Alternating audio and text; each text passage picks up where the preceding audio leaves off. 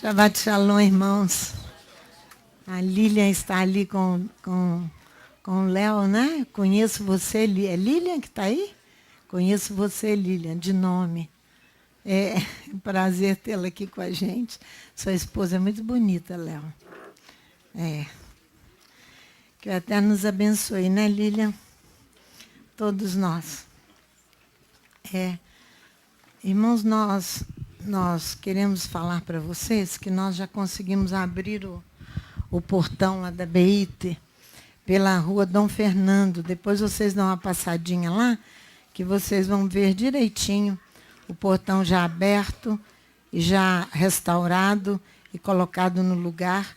Essa semana nós vamos lutar para terminarmos o serviço de esgoto, para termos o banheiro dos funcionários lá funcionando. Que o Eterno, vocês estarão orando juntamente conosco para que isso aconteça, né?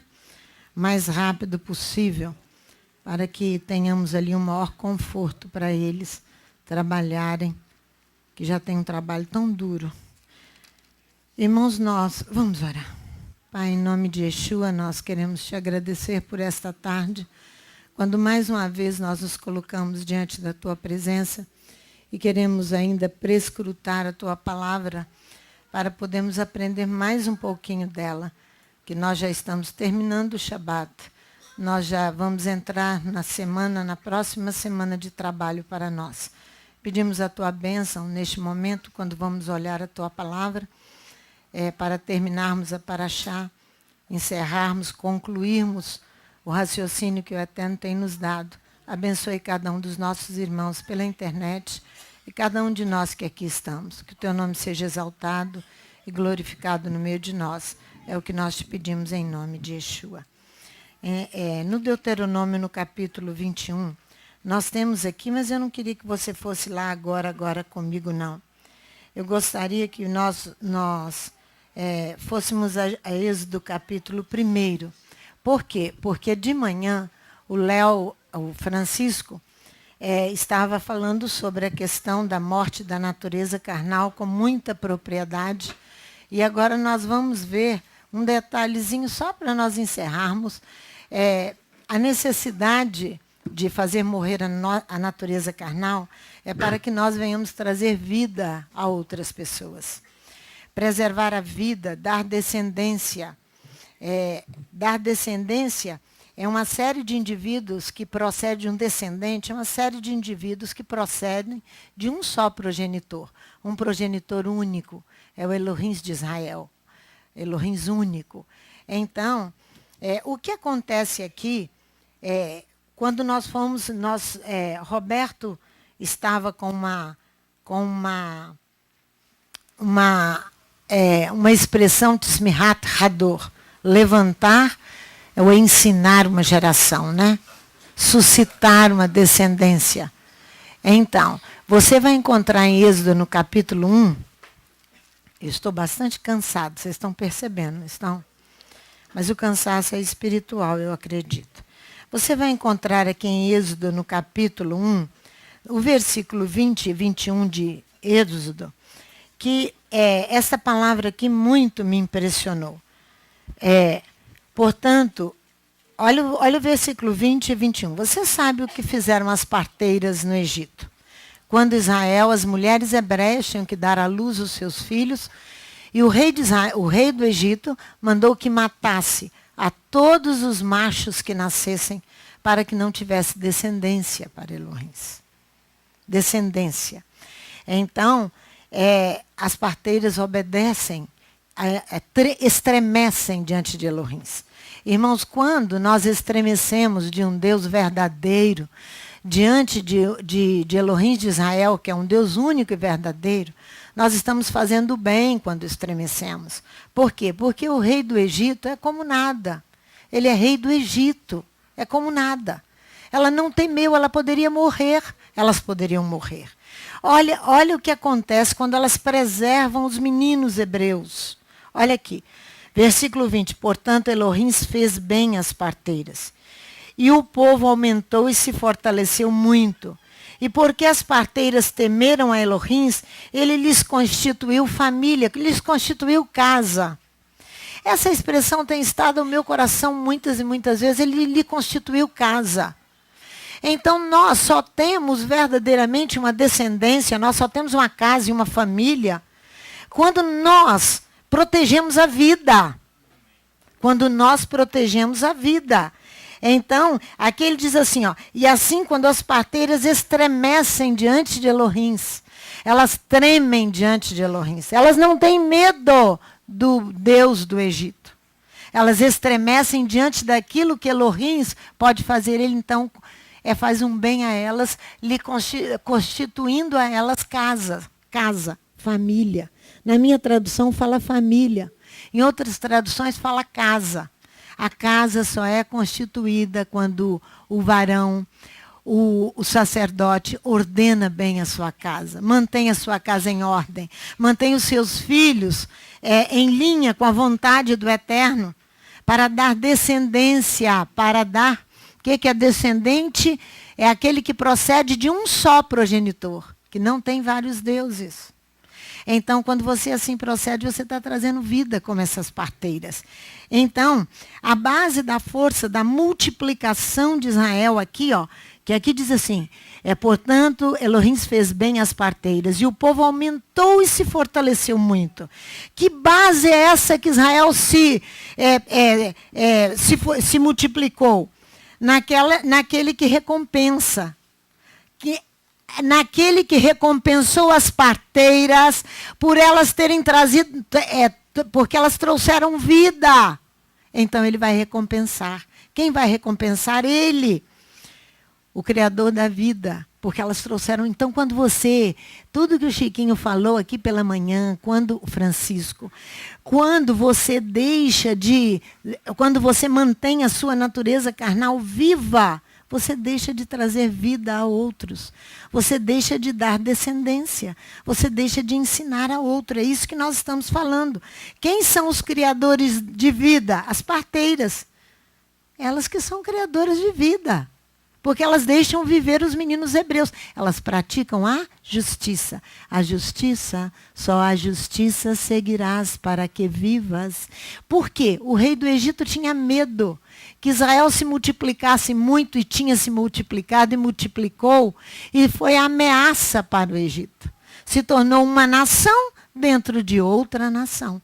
O rei, então, como vive na carne, na sua natureza carnal aflorada, ele tem medo daquela nação, né? Porque elas estremecem diante de Elohims, ele lhes dá descendência. Ele lhes dá descendência. Ele constitui casa, família. Então você só é família, você só tem um lar verdadeiramente quando você produz vida. Enquanto você não deixa morrer a sua natureza carnal, você não vai constituir vida. Os ensinos de Yeshua, vamos ver comigo lá em Mateus 23, a respeito dos termos das relações que devem nos unir. Mateus capítulo 23, Yeshua vai falar das terminologias que devem nos unir, para que um não se sinta maior que o outro, para que um não se sinta sobre o outro. Olha só no capítulo 23, o versículo de 8 até 10. Vós, porém, não sereis chamados Rabi. Quanto a vós, não vos faça chamar Rabi. Sim, vosso Rabi é único, e vós todos sois irmãos. Vós todos sois irmãos, para que um não se coloque sobre o outro, porque isso é coisa carnal. É o ensino de Yeshua. Não chameis a ninguém na terra vosso Pai. Sim, vosso Pai dos céus é único. Nós temos, ele é único, ele é um. Essa é a descendência. De um só progenitor, nós não temos dois pais. Por que Yeshua está ensinando isso?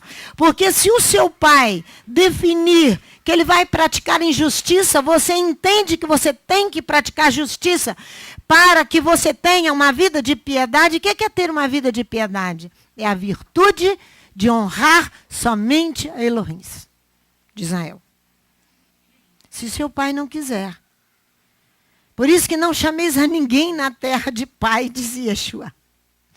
Ele está falando o quê? Dos termos das relações que devem nos unir. Porque senão vai haver uma diferença aí grande. Não vos façais chamar chefe. Aqui, ó. A ninguém na terra chameis vosso pai, pois um só é o vosso pai, que está nos céus. Nem sereis chamados mestres, pois só um é o vosso mestre, o Mashiach. Não vos façais chamar chefe. Sim, vós tendes um único chefe, o Messias. Por que nós fizemos a introdução sobre as parteiras? Por causa da vida. Elohim de Israel, Elohim de vida, da vida. E não de morte. As obras da carne nos levarão à morte. E as obras da carne, irmãos, têm pecados da carne que eles são difíceis de ter provas. Muito difíceis de ter provas. Voltem lá, Deuteronômio capítulo 21. Olha só, difícil de ter provas. Muito. Deuteronômio capítulo 21. Da Paraxá, quando saíres. O ponto alto da Paraxá, aqui, quando saíres, é encontrar provas contra o culpado. Porque se você tem escrito na Torá, aqui na frente, ó, no capítulo 22, no versículo 30, nenhum homem tomará a mulher do seu pai, nem descobrirá o leito paterno. É isso que está na nossa Haftará, lá em 1 Coríntios 5. Ah, no meio de vós, hein? Brit Hadashah. Em 1 Coríntios, no capítulo 5, de 1 a 5. Que não acha que tinha alguém no meio da congregação que estava deitando com a mulher do seu pai e nenhum de vocês fazem nada? É isso que está lá em 1 Coríntios 5. Por causa dessa lei aqui, ó. Porque quando ela está escrita aqui e ela é abominável, você sabe que é abominável. Mas e quando a coisa não há provas palpáveis? Olha aqui. É Deuteronômio 21, olha aí, ó.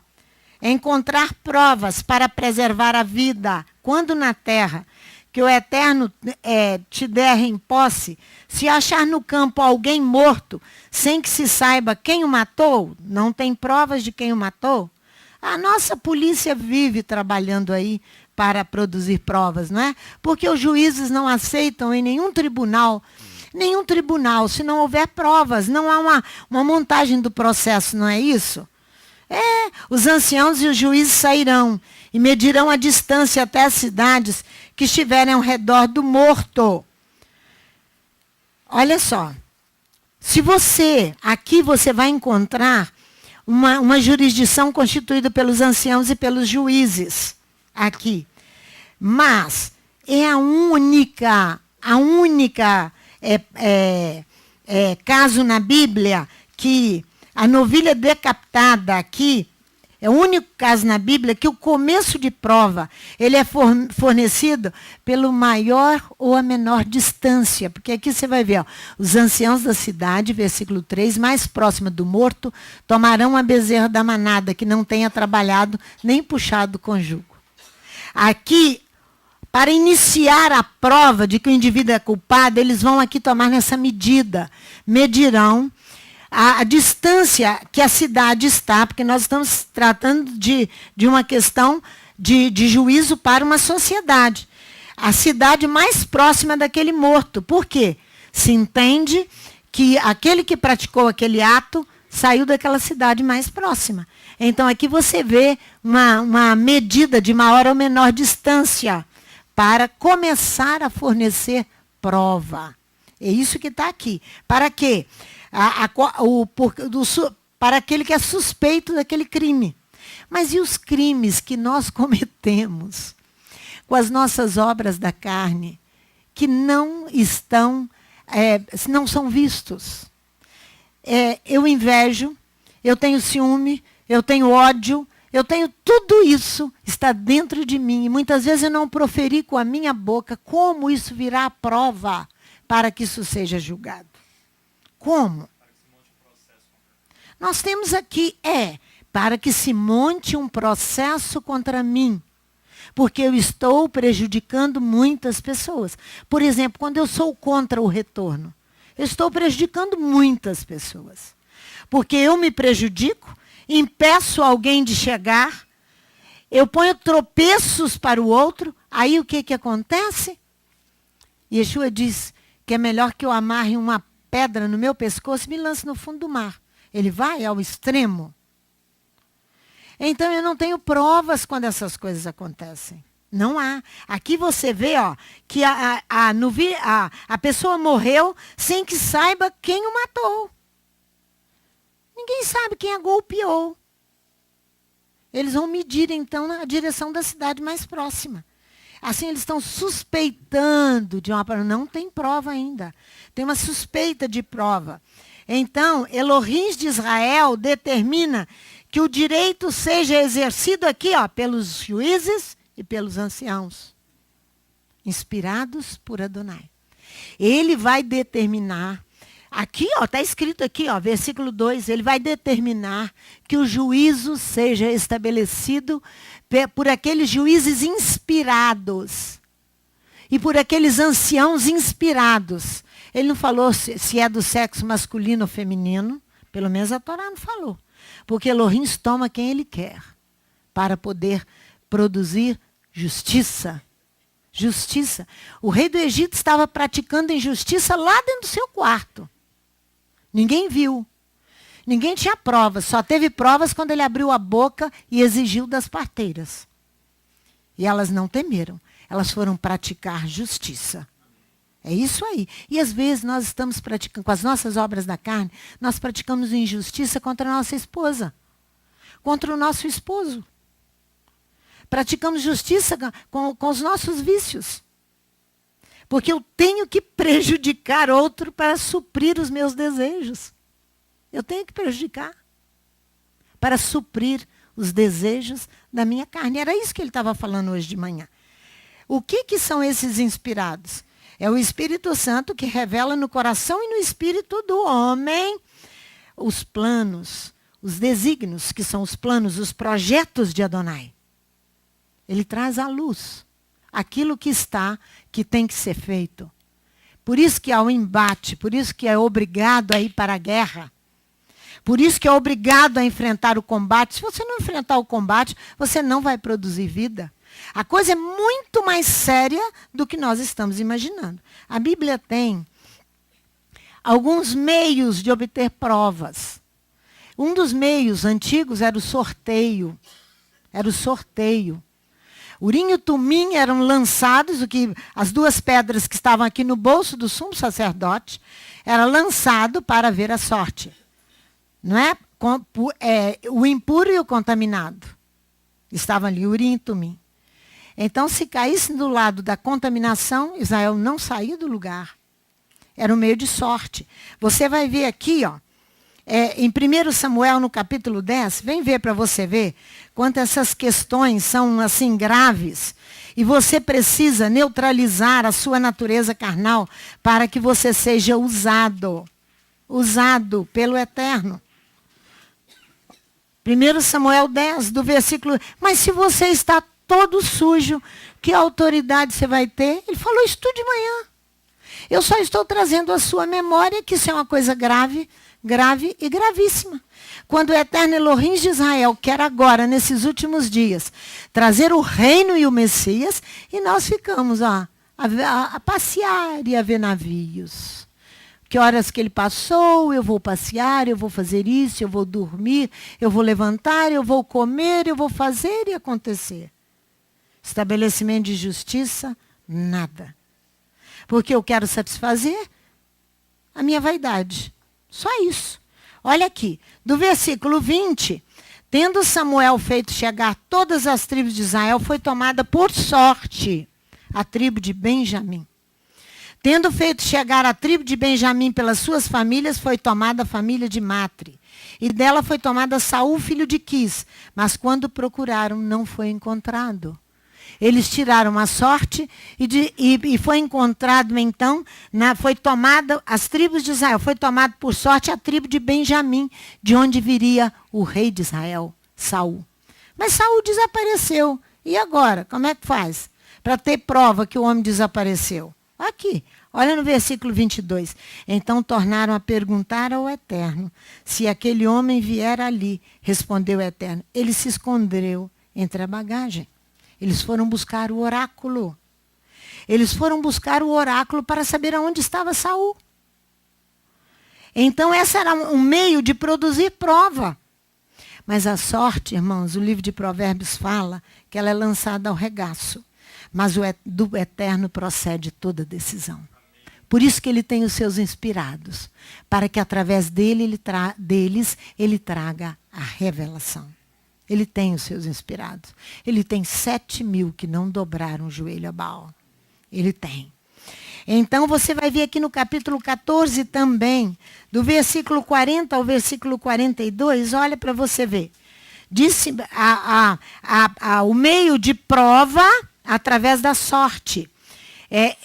Disse mais a todo Israel, vós estareis de um lado, eu e meu filho Jonatas estaremos do outro. Então disse o povo a Saul, faz o que bem te parecer. Então orou Saul ao eterno Elohim de Israel, mostra o que é justo. E Jonatas e Saul foram tomados por sorte, e o povo saiu livre. Disse Saul, lançai a sorte sobre mim e Jonatas, meu filho. E foi tomado Jonatas. Porque Jonatas acho que tinha levado a sua espada ao mel e comeu o mel. Foi uma história dessa que acontece aqui antes. Disse então Saul a Jonatas, declara-me o que fizestes. E Jonatas lhe disse, tão somente provei um pouco de mel com a ponta da vara que tinha na mão. E agora devo morrer? Disse Saul, assim me faça Elohins, e outro tanto que com certeza morrerá Jonatas. Porém o povo disse a Saul, morrerá Jonatas, que operou tão grande salvação em Israel. O povo se levantou. A assembleia então testemunhou e trouxe luz e provas a favor de Jonatas. Olha aqui. Tão certo como vive o Eterno, tal não suceda. Tão certo como vive o Eterno, não lhe dá de cair no chão um só cabelo da sua cabeça, pois com Elohim fez isso hoje. Assim o povo livrou a Jonatas para que não morresse. Está vendo? Por quê? Porque é do Eterno que procede toda decisão. Porque do Eterno, na sorte, é lançada ao regaço, mas do Eterno procede a decisão. Então, a minha situação é andar certinho, é fazer morrer a natureza carnal para que eu possa trazer vida a outros, suscitar descendência a um único progenitor, a um único. A Jonas, vamos lá para vocês verem. Não, Josué. Olha o caso aqui em Josué, no capítulo 7. Olha aqui. Josué Juízes. Olha só, já estou terminando. Não vou me delongar aqui com vocês, porque nós temos muito chofar para tocar, muita coisa para fazer. Olha só, no capítulo 7 de Josué. Olha do versículo 14 ao 18. Amanhã vos chegareis... Israel perde a guerra. O pecado de Acã, nesse momento, ninguém sabia, onde não tinha provas. O que Israel havia feito, quem havia produzido aquele mal-estar de ganância aqui, ó, que ele queria uma capa babilônica. Essa é a ganância, obra da carne, obra da carne, obra da carne purinha, trouxe mal sobre toda a nação. Está vendo como é que as obras da carne te fazem perder a guerra? Está vendo como te fazem perder a guerra? Acabou o som? Voltou? Então tá bom. Olha só. Amanhã vos chegareis segundo as vossas tribos. A tribo que o Eterno tomasse chegará por famílias. Josué precisava de provas. A família que o Eterno tomasse chegará por casas. E a casa que o Eterno tomasse chegará homem por homem. Josué 7,14. Agora o 15. Aquele que for achado com a coisa condenada será queimado no fogo. Ele tudo que tiver. Violou a aliança do Eterno e fez loucura em Israel. Então Josué se levantou de madrugada e fez chegar a Israel, segundo as suas tribos, e foi tomada por sorte a tribo de Judá. Tomada por sorte a tribo de Judá. Fazendo chegar a tribo de Judá, foi tomada a família dos Zeraitas. Fazendo chegar a família dos Zeraitas, homem por homem, foi tomado Zabdi. Fazendo chegar a casa de Zabdi, homem por homem, foi tomado Acã, filho de Carmi, filho de Zabdi, filho de Zerá, da tribo de Judá. Então disse Josué a Acã: filho meu, peço-te glória ao Eterno, Elohim de Israel, e faze confissão perante ele. Declara-me agora o que fizeste, não me ocultes. Respondeu Acã a Josué: verdadeiramente, tá funcionando não? Verdadeiramente pequei contra o Eterno Elohim de Israel. Eis o que fiz. Josué estava aqui produzindo provas. Porque não tem como completar o julgamento sobre alguém se não tiver provas. Vocês se lembram de Jonas? Lembram? Quando lá no capítulo 1 de Jonas, vamos lá. Capítulo 1 de Jonas. Oséias, Amós, Jonas, Obadias. Esse microfone tá ruim. Ah, melhorou, agora tá bom. Olha só, olha o versículo 7. Olha, uma tormenta muito grande é assim que quando tem os insistentes no meio de nós a permanecerem nas obras da carne. Olha só. Jonas, capítulo 1, versículo 6. Ao 5, então temeram os marinheiros e clamava cada um ao seu Deus, e lançaram ao mar a carga do navio para aliviarem do seu peso, porque a tormenta era grande demais. Jonas, porém, descer ao porão. É assim que acontece o que está na carne, e vai dormir.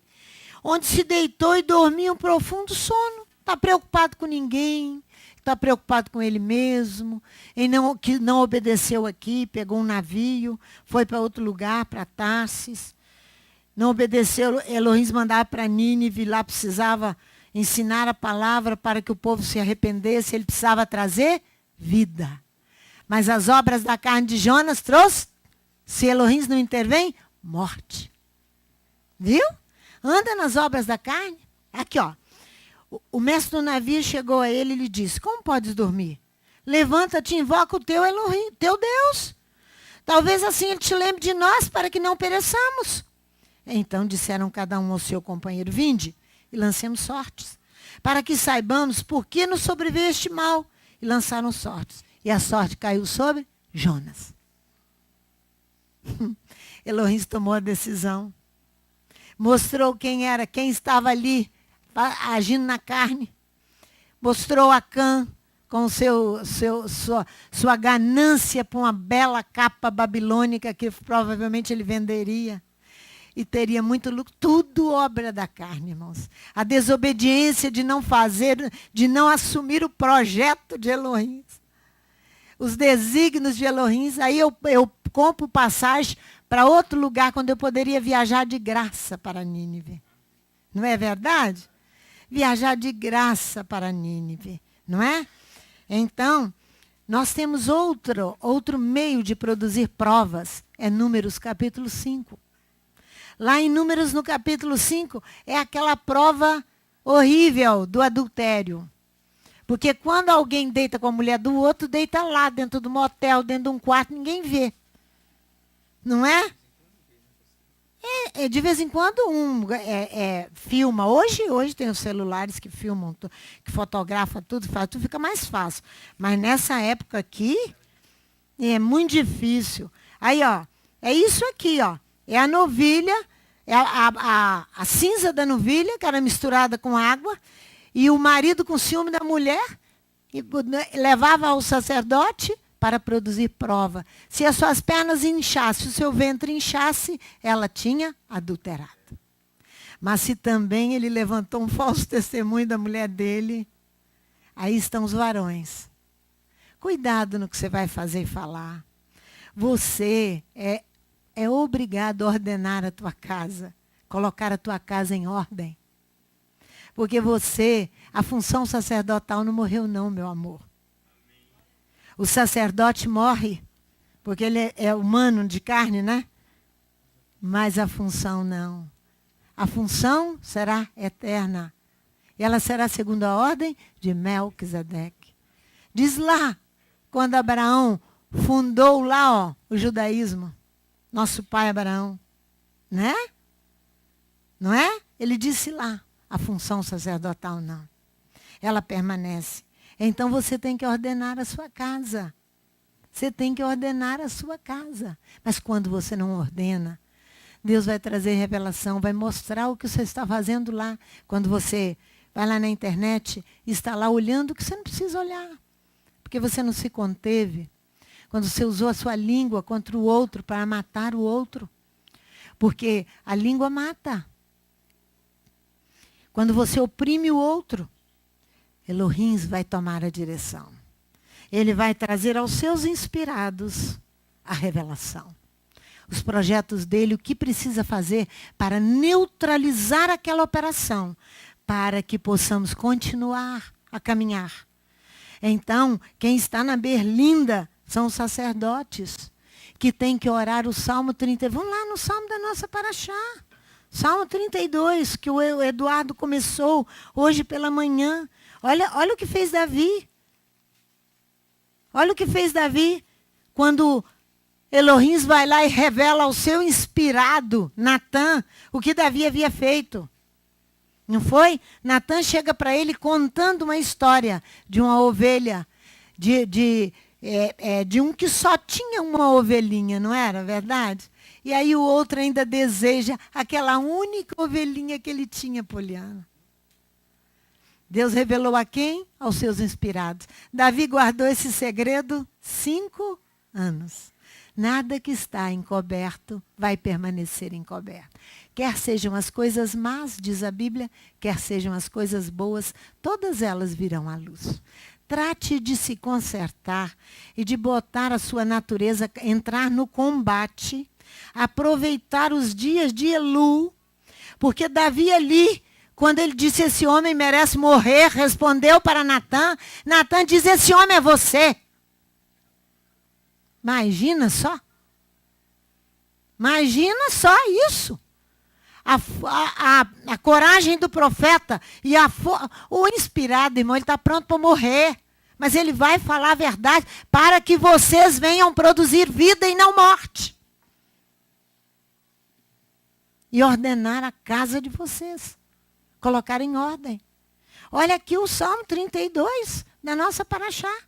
Bem-aventurado, em marcha, fica de pé aquele cuja transgressão é perdoada, cujo pecado é coberto, porque Elohim há de te perdoar e há de te dar forças para você deixar o pecado. A você e a mim, a nós, para de oprimir as mulheres. Para de oprimir as mulheres que são frágeis, porque vocês são sacerdotes. Com que direito você pratica injustiça? Com que direito? Cuidado. Elohim te apanha. Bem-aventurado o homem a quem o Eterno não atribui pecado e cujo espírito não há engano. Enquanto eu me calei, diz Davi, envelheceram os meus ossos.